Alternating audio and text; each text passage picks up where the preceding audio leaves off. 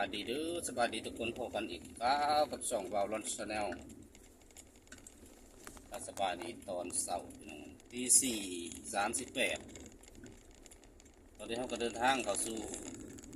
โรงงานเหมืองทองเซโปนเด้อหรือเหมืองทองวิลาบุรีเนาะนำขบวนคือเก่าคือเดิมตอนนี้เมาหรือเปล่า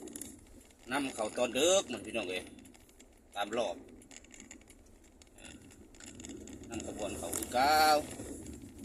จากที่เขานำขบวนมาแต่ชาแดนเวียดแต่กังเบนประมาณนี้มากับพักผ่อนเช้ามีแห้งให้น้องเวียดเขากับพักผ่อนเอาแห้งเบิดคืนมาสันสนอนพักซิ่วรถก็มาโหลดช่วงเช้าช่วงตี 4เนาะมานำขบวนเข้ามาภาพกระสิบแวบไฟเล่นบนหลังคารถเด้อบนแมปมันเป็นแสงกระสือตัวเมียนได้เนาะแล้วก็สบายดีคนที่เขามาหับซุ่มเก็บภาพบรรยากาศไฟแสงสีหนารถแล้วก็ไฟทั้งหนาก็จะเป็นไฟโรงงานเนาะตอนนี้เขากำลังสิมุ่งหนาเข้าสู่ขีดโรงงานกระจกรถก็จะสีม่วงนี่น้ำปัดน้ำจกเบิดพอดีน้องกับบริเติม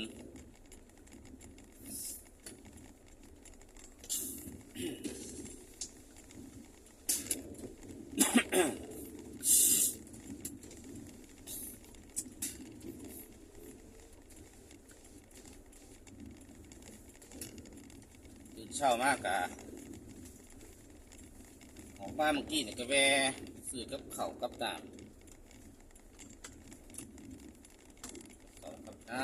ำเปิดบ้าน30,000กาแฟอีก2 ซองละ5เป็น10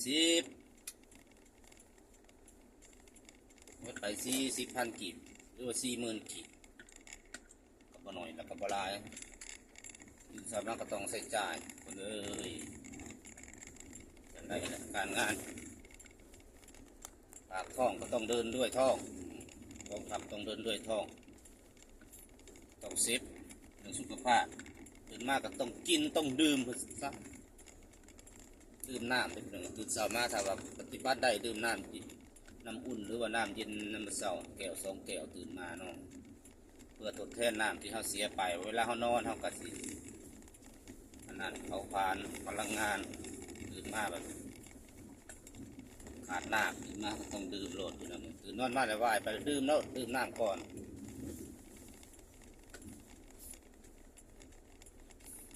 ไฟหยิบยับอันนี้คือเขตโรงงานเส้นทางรอบ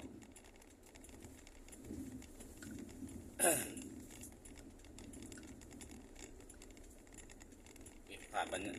ากาศยามค่ำคืนตี 4หอดตี 5เลยทุกคนเลย40 นาทีแหละตี 5 ครึ่งก็แจ้งแล้วเนาะสว่างแล้วทียับรถขบวนมานำหลังเล่น30 40หน่อยเกินนี่ที่โรงงานเนาะหน่อยเล่นไว้วิ่งตามกฎระเบียบเพิ่นเลย40 กิโลเมตรต่อชั่วโมงหรือบางจุดก็50ก็ได้อยู่โดยเฉพาะเป็นทางขนเละเนาะแถวทางนอกผ่านมาเมื่อกี้เนี่ยเกิน50แต่แถวนี่มาเกิน40เนาะขีดโรงงานก็จะเล่นประมาณนี้เปิดหมายวิ่งเกินนี่ซะความปลอดภัยเซฟตี้ต้องมาก่อน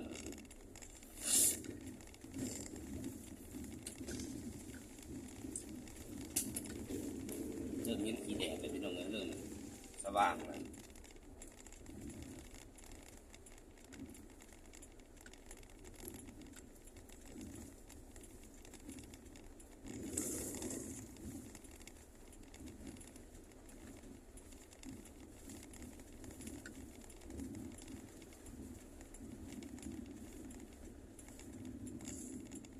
สบายดีสำหรับผู้เข้ามาหับชมเด้อเนาะ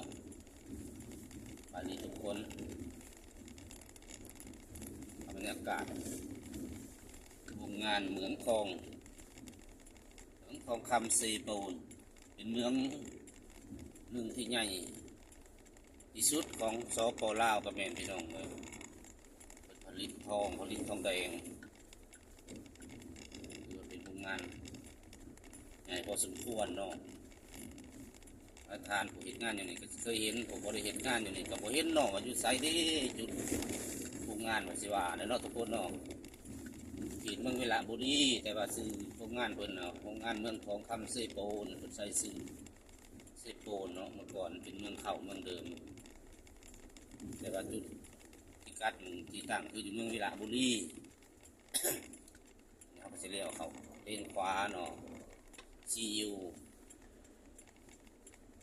เข้าสู่พื้นที่โรงงานเขาก็จะเลี้ยวซ้าย